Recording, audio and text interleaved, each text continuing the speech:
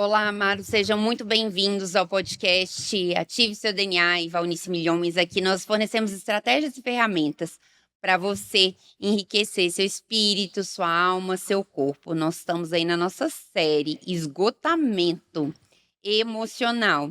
E hoje o nosso episódio é Descubra como os heróis da fé superaram essa sensação aí de esgotamento. Encontre forças, né, para renovar, para começar de novo.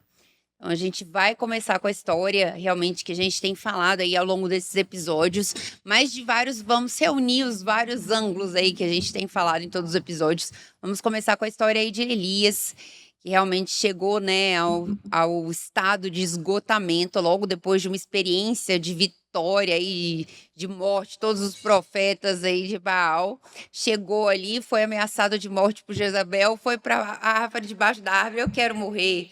Socorro, né? E aí vem o anjo em seu auxílio, né? Deus mandou primeiro a comida para que ele comesse, mandou toda a provisão realmente para que ele se restabelecesse e renovasse as suas forças. Então, nesse episódio, a gente vai descobrir e aprender com os grandes heróis da fé. A Bíblia é repleta de histórias dos heróis da fé, como eles lidaram com essa sensação de esgotamento, de exaustão. E para que a gente possa encontrar forças. Então, vamos falar de novo da nossa história do Elias. Resumindo a história de Elias, que é uma das mais belas da Bíblia, é um dos maiores profetas. Elias e Moisés são os grandes nomes que Deus escolheu, porque a experiência de Elias ser arrebatado, não passar pela morte. Moisés, eu desconfio, a Bíblia não fala, porque nunca alguém encontrou o túmulo de Moisés. Ele subiu ao monte e sumiu. Então o autor escreve apenas que Deus sepultou em algum lado que ninguém viu, mas eles dois aparecem no Monte da Transfiguração para confortar Jesus antes que ele desse a sua vida. Mas Elias se levantou num período de decadência espiritual extrema do Reino do Norte, Israel, quando Acabe, casado com Jezabel, idólatra, introduziu o culto a Baal, um culto pagão em Israel. Elias se levanta para profetizar e a sua palavra é sempre muito precisa. Acabe buscou em todos os reinos querendo matá-lo, mas não encontrou. E ele preparou uma viúva para o sustentá-lo no tempo de fome, depois levou-o para junto do ribeiro Querite, onde os corvos vinham, traziam pão, comida para ele. Mas depois Deus disse, chegou a hora de te apresentares ao rei Acabe. Quando Elias diz, nos próximos anos não haverá chuva nem orvalho, senão, segundo a minha palavra, entendemos que ele não está se exaltando, mas quando ele diz segundo a minha palavra é porque Elias era um porta-voz de Deus, era a boca através de quem Deus falava. E é muito bom, a Bíblia é extraordinária, porque se ela fosse escrita por algum ser humano, haveria de omitir erros e fragilidades dos grandes heróis. Mas não, a Bíblia é tão verdadeira que não esconde pecados, não esconde lutas da vida de ninguém.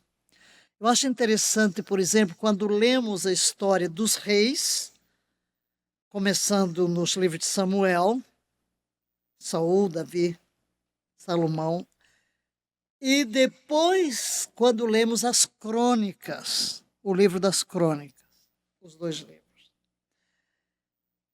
No livro dos reis, nós encontramos, por exemplo, os pecados de Davi, as fragilidades. Mas aqueles que escreveram as crônicas, quando Judá volta do cativeiro, e vai registrar a história dos reis, você não encontra o pecado de Davi, você não encontra as fragilidades de Davi. Como quem disse, é o nosso grande herói. Aqui tudo começa. Então, é maravilhoso olharmos para um perfil como Elias e saber que ele era gente como nós. Por isso, Tiago vai dizer que ele, Elias, era sujeito às mesmas fraquezas que nós. Mas orou e não choveu. Orou e voltou a chover.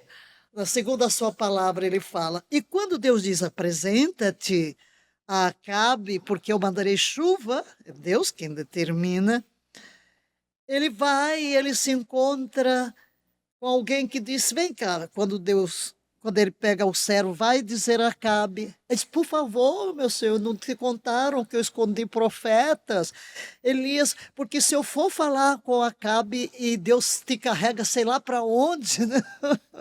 Não há reino onde ele não tivesse feito jurar que não te encontrou, mas ele diz, vai, porque hoje convém que eu fale. Então, Acabe vai e se encontra com o rei, e o rei vai logo, és tu o perturbador de Israel? Ele diz, não, tu é que perturbaste Israel com toda tua esposa Jezabel, com todas as suas feitiçarias, com toda a sua idolatria. Mas vai lá, chama os profetas de Baal, 450, e vamos ver quem é que é Deus. Vamos fazer um desafio agora. Faça o desafio. E nesse desafio, ele ordena aos profetas de Baal, vocês são muitos, então vamos dois construir um altar. Mas ninguém vai pôr fogo. O Deus que responder com fogo, este é o verdadeiro Deus. Então os profetas de Baal fazem, invocam seu Deus, cortam-se, lancetam-se, como eram os costumes pagãos para derramar sangue. E Elias ficava debochando. Vai lá, clama mais alto, pode ser que ele fez uma viagem, pode ser que estejam dormindo, acorda lá, clama, e foi até o meio-dia e nada. Elias chega, primeira coisa, reparar o altar de Deus que estava quebrado. Reparar o altar, ele diz, agora faça um rego à volta do altar, ponham água. Qual era a coisa mais preciosa naqueles dias e mais difícil de encontrar? Água. E Elias pede que derramem a água sobre o sacrifício. Quando jogam a água, ele diz, mas, como quem diz, ainda restou um pouquinho. Você tem que dar tudo. E aí ele faz a oração tremenda a Deus. Para que Deus responda com fogo. E Deus envia o fogo. E não apenas a primeira vez que temos na história, porque geralmente a água apaga o fogo. Aqui temos na história o registro de que é o fogo que lambe a água. Então o fogo não apenas consumiu o holocausto, mas lambeu a própria água e todo Israel cai por terra. Só Yahvé é Deus, só Yahvé é Deus, só Yahvé é Deus. E logo, depois de todo incidente, Deus diz, vai, fala para ele que vai chover. E diz, prepara o teu carro porque eu ouço voz de abundante chuva. Mas onde? No espírito, porque os céus estavam limpos. Mas Elias faz uma coisa. Ele se coloca, não apenas de joelho, mas ele coloca a cabeça entre os joelhos, que era a posição de dar à luz. Das mulheres dar à luz, parto normal. E diz ao seu servo, vai ver lá. Ele diz, o céu está limpo, não tem uma nuvem. O que está fazendo Elias? Gerando no espírito a manifestação do que ele ouviu, que vai haver chuva, é a intercessão. E ele manda o servo 7 vezes. E na 7ª ele diz assim, apareceu uma nuvenzinha como a mão de um homem. Ele diz, pronto, já é o sinal. E houve abundante chuva. Então, a manifestação da presença de Deus foi sem medida. Mas aí que quando Acabe chega em casa e conta tudo a Isabel, a Jezabel, é que ela faz um desafio. Ele vai fazer um desafio. E aqui que começa o lado emocional, que vamos considerar agora. Nós lemos no versículo 3 e 4. Então, quando ele soube da notícia, e olha aqui o problema da alma, teve medo. Teve medo. É aquele sentido de segurança que todos temos, não é? Nós queremos nos defender, então veio o medo. Teve medo. Você pode ser o mais espiritual possível, mas se alguém coloca um revólver na sua frente, há aquele medo instantâneo. O problema é quando alimentamos o medo. Mas é uma reação fisiológica, é a reação de defesa. Sem pensar, você teme, dá um susto, não? Dá um susto. Teve medo. Agora o que ele faz? Fugiu. Está aqui escrito, fugiu para salvar sua vida. Foi para Berseba, onde uma cidade de Judá, e deixou ali o seu servo. Depois foi sozinho para o deserto. O que eu acho admirável aqui é que Elias vai fugir para onde? Para o monte de Deus. Horebe é o monte de Deus. E ele vai fugir sozinho. Há experiências que nós vamos ter que viver sozinhos com Deus. Não é? Foi sozinho para o deserto, caminhando o dia todo, e sentou-se debaixo da moita de um zimbro. Ali orou pedindo a morte. Já basta, Yahvé. Tire a minha vida. Tenho de morrer algum dia. E bem que pode ser agora, pois não sou melhor do que meus pais. A experiência de Elias nos dá 10 indicações. Eu vou compartilhar o que Rick Warren disse em uma das suas reflexões, meditações, que ele tem, meditação diária sobre Elias. 10 sinais. 10 sinais de que ele está sofrendo exaustão emocional. Então vamos ver lá você? Vamos ver eu? Mantenha seus olhos abertos para estas questões em sua própria vida e na vida daqueles que estão ao seu redor. Vamos nos autoexaminar e ver aqueles a quem estamos ajudando. Se você vê algumas dessas características em sua vida agora, provavelmente você está emocionalmente exausto e passando por esgotamento. Então aí é hora de você parar, é aquela receitinha do nosso último episódio, não é? De identificar onde estão as causas e realmente fazer alguma coisa, porque temos que começar sempre com um diagnóstico. E antes de entrar nos 10 sinais, eu escrevi aqui que Elias era um homem de grande coragem, era uma das figuras mais dominantes do Antigo Testamento. Havia nele pouco ou nenhum senso de medo. Como é que ele desafia quase 150 profetas na presença do rei? Qual é o sinal de medo que Elias tem? Nenhum. Grande coragem. Ele se recusou a capitular ao mal. Ele não ficaria em silêncio, mesmo quando seu rei muito poderoso ordenou que ele o fizesse. Cala-te.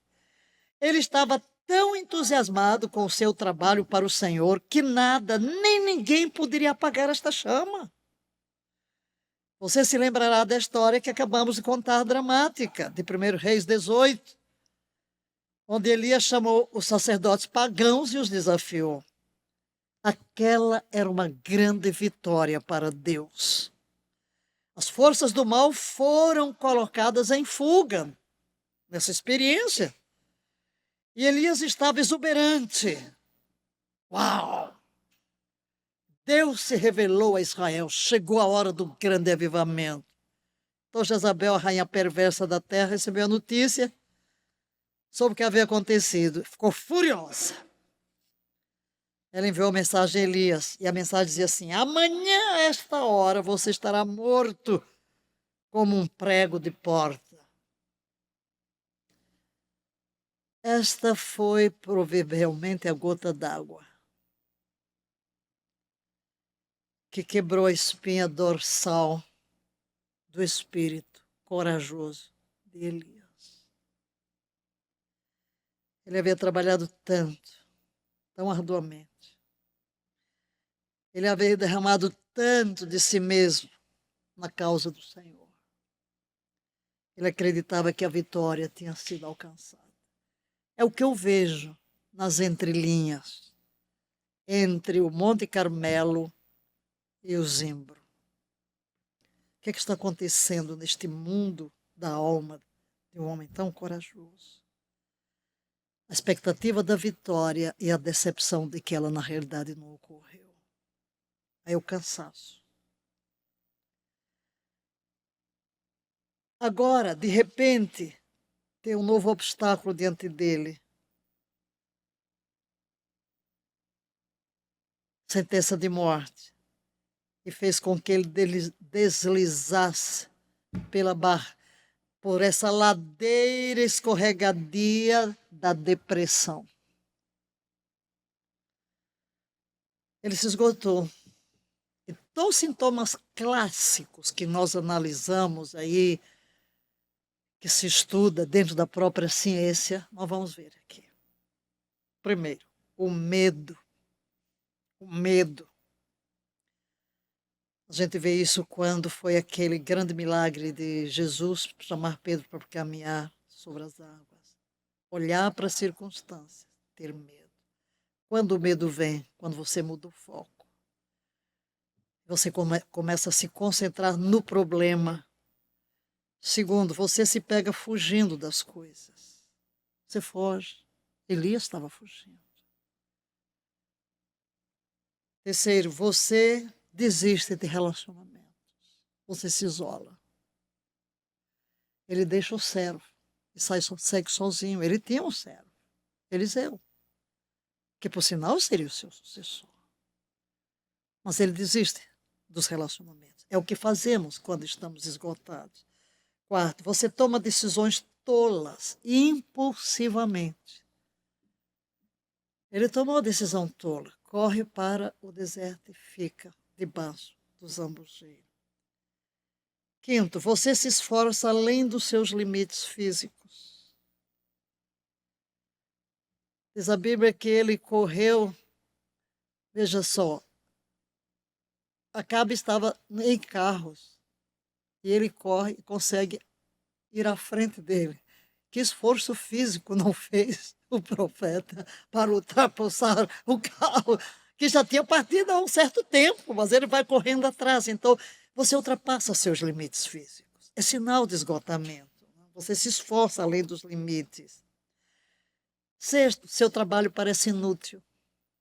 Você fica pensando, foi tudo inútil o que eu fiz, não valeu a pena. Você relativiza tudo. Você não consegue ver o que aconteceu de bom. Sétimo, você reclama que quer desistir. É o que ele faz. Não vale a pena, quero morrer. Eu sei que um dia eu vou morrer, por que não morro já? Oitavo, você se sente isolado e atacado. Todos morreram. Jezabel matou todos os teus profetas. Eu estou sozinho. Nono, você se compara com os outros e se sente mal consigo mesmo. Se os outros morreram, porque eu não morro? Então, você pensa, não, eu estou mal comigo, não vale a pena continuar. Não vale a pena. E em 10º lugar, você acha que a morte pode trazer alívio. Só tem um jeito de parar esse cansaço, esse esgotamento. É a morte. É claro que Elias estava fatigado, estava exausto. Ele estava física e mentalmente exausto. Não resta dúvida. Agora, o problema de Elias é que a sua mente estava desgastada. Ele tinha acabado de sair de uma longa campanha para chamar de volta a nação para Deus. E ele tinha acabado de experimentar o estresse e a tensão da competição. Ele competiu com os profetas de Baal por um longo tempo. Essa é uma tensão a que você se expõe. E no Monte Carmelo, ele tinha gasto seu capital emocional. É o que ocorre. Nós esgotamos o nosso capital emocional. Ele estava mentalmente chicoteado. Ele estava vendo Jezabel com todo o seu poderio correndo atrás dele para matá-lo. Por que seria morto por Jezabel? Por que Deus não me mata logo? É quando a mente está cansada. A mente cansada, tudo que ocorre na mente vai para as emoções. E o que afeta as minhas emoções vai afetar a minha ação. Então só resta um cuidado, é fuga. Esse é um dos sintomas de esgotamento. E é claro que Elias estava com medo. 1 Reis 9:3 diz, Elias teve medo. E ele se levantou e correu para salvar a sua vida. Agora ele sentia que o mundo inteiro estava contra ele. Então, queridos, o que ele vai dizer? O sintoma aqui, do verso 10, eu mesmo fiquei sozinho e eles procuram tirar minha vida. Mas há uma prescrição para a cura. Glória a Deus, há uma prescrição para a cura. 4 passos de Elias para a vitória. Também do medo, da desilusão, da depressão. Se qualquer um de nós, e mesmo que a gente pense no contexto de líder na igreja, eu falo de um líder em qualquer campo. Qualquer um de nós que lidera um povo, que está à frente de um povo, pode chegar a um estado desses. Eu aprendi na minha experiência que geralmente, depois de uma grande vitória que alcançamos, vem uma depressão. Por quê? Por causa da exaustão física. A gente se devota tanto a um projeto, tanto, estabelecemos uma meta, corremos, e nesse de cumprir os prazos, de cumprir algo, nós deixamos de dormir as horas que devemos dormir, deixamos de descansar, deixamos de ter exercício, comemos de qualquer jeito, começamos a quebrar as leis de uma saúde plena. Então, pá, chegou a vitória. Você relaxa porque alcançou a vitória, mas nessa hora que vem os sintomas do desgaste físico e onde vem a depressão. A gente vê isso em pastores, uma grande construção construiu, lá vem a queda. Foi o que aconteceu com ele. Então, quando aplicadas estas 4 coisas, qualquer um de nós pode alcançar a vitória. Primeiro analise, veja o que aconteceu. Quando pareceu que a fuga venceu, parece que a fadiga venceu em outras. Mas eu quero falar agora sobre o que ocorre com Elias. Primeira coisa, ele estava cansado? Sim. Exausto? Sim. Fugiu? Sim. Mas para onde fugiu? Para Deus. Essa é a primeira coisa que temos que fazer. Temos vontade de fugir e vamos fugir mesmo. Mas o conselho é fuja para Deus. Ele fugiu para onde? Para o Monte Horebe, que é chamado Monte de Deus. Ele fugiu para o Monte de Deus. Era exatamente o mesmo monte onde estava Moisés, na experiência da sarça ardente. O mesmo monte para onde Deus levou o povo quando saiu da terra do Egito. Por isso aquele é chamado Monte de Deus. Elias fugiu para o Monte de Deus. Então nós temos que fugir para onde? Em direção a Deus. Correr em direção a Deus. A montanha de Deus. Então em seu desânimo, em seu desespero, em sua fadiga, em sua exaustão, fuja para Deus. Fuja para a sua presença. É onde a gente vai buscar aquele lugar sozinho, aquietar-se, atire-se nos braços e Deus diga, Pai, eu me atiro nos teus braços agora. Relaxe. Relaxa na sua presença. A segunda coisa, Elias, ele aceitou o refrigério que Deus ofereceu. Ele mandou o anjo, ele abraçou, ele recebeu bem o anjo, ele recebeu a comida, ele comeu, ele atendeu o conselho do anjo, ele foi dormir. Elias poderia ter se retratado, ter raiva, ter amargura, ter desistido de Deus. Sim, ele poderia. Em vez disso, ele permitiu que o anjo de Deus o servisse. Então, aceite o refrigério que Deus lhe traz. E esse refrigério pode vir num anjo sem asa. Alguém humano, alguma pessoa que surge no seu caminho para lhe ajudar, para ser um conselheiro, para ser um ombro amigo. Os anjos são enviados para nos auxiliar, não apenas anjos espirituais. Anjo é mensageiro. Deus mandará alguém no seu caminho. Aceite a ajuda que Deus traz, que pode ser de múltiplas formas. São múltiplas as formas, porque Deus vai responder a ele com muito amor. Terceiro lugar, Elias manteve um coração sintonizado com Deus.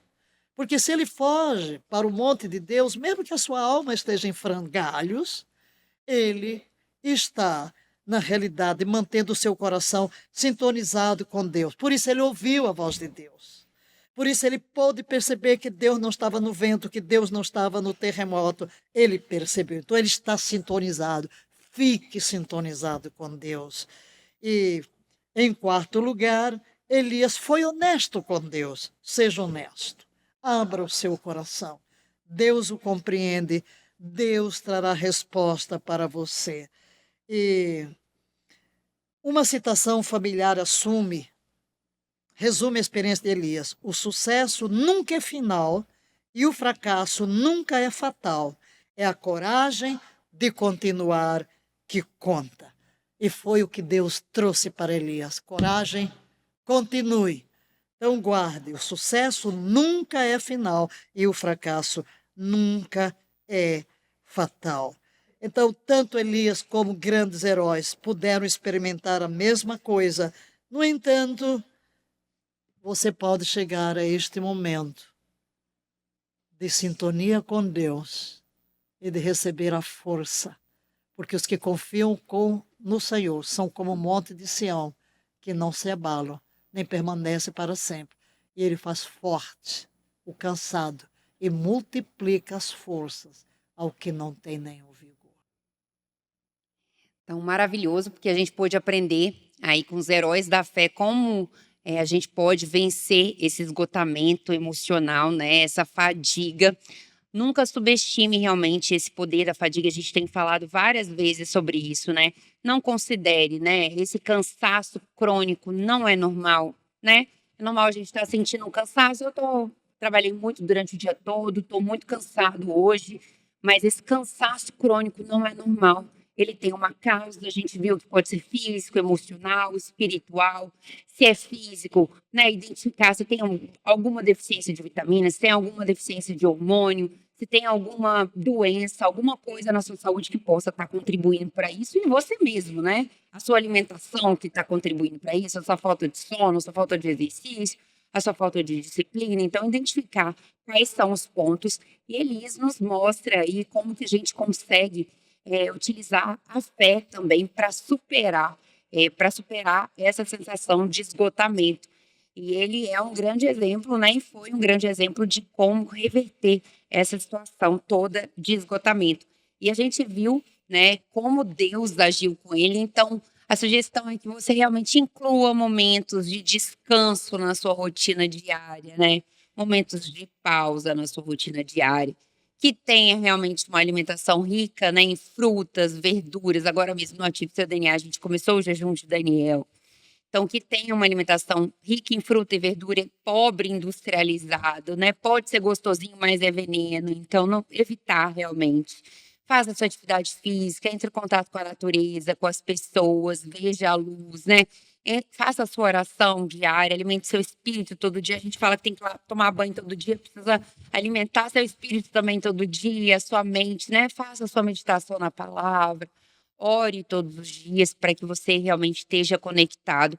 Então, procure esses momentos para que realmente você não chegue mais num momento de esgotamento, que você possa conseguir fazer isso, né? Essa prevenção.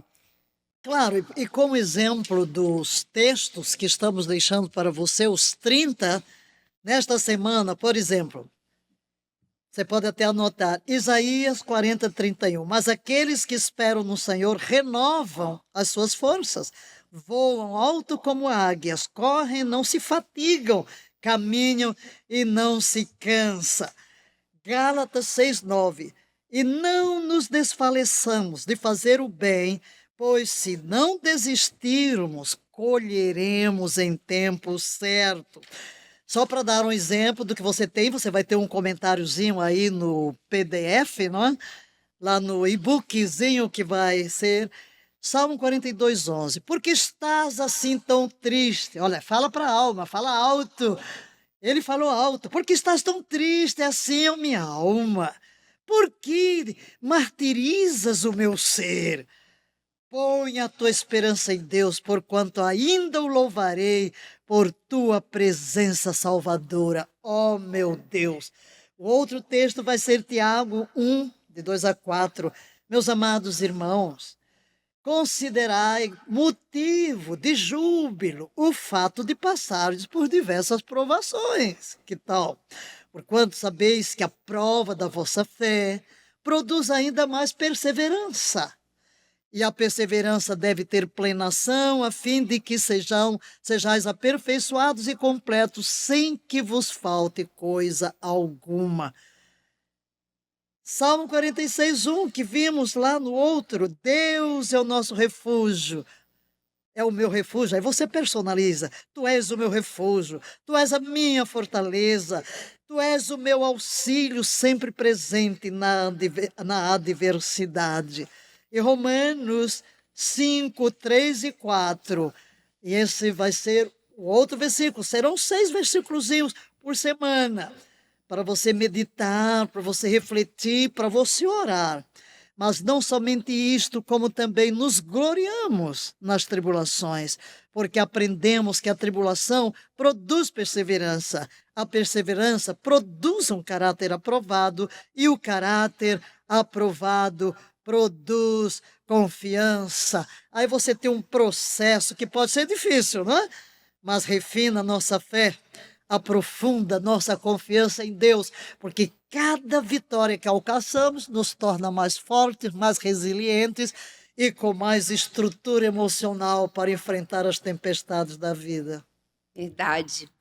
Então, se você conhece alguém que está precisando, né, que está aí com cansaço, um desânimo, uma depressão, uma ansiedade, está se sentindo esgotado, não esquece de compartilhar esse episódio. Se você também quiser ter acesso, tá aí conosco nesse desafio de 30 dias, né, de um versículo por dia para meditar nessa palavra e conseguir lutar realmente contra o esgotamento emocional, físico, mental, espiritual.